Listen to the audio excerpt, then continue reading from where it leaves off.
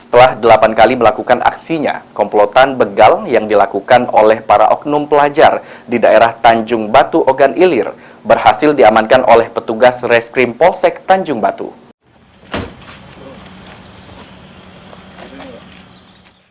Inilah 2 dari 3 remaja yang diamankan polisi usai melakukan aksi pencurian dan kekerasan atau begal di Jalan Tanjung Batu Ogan Ilir.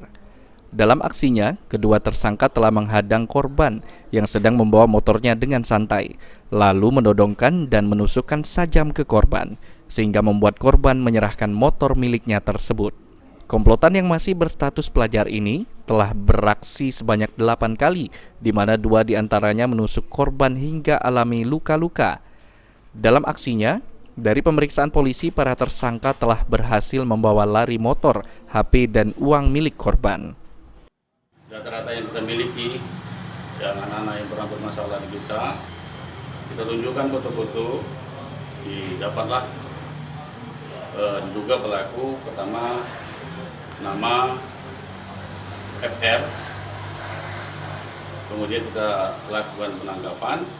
Dari keterangan FR inilah didapat temannya bernama Raju bin Iskandar dan Agung belum tertangkap. Artinya bertiga? Bertiga. Dari laporan...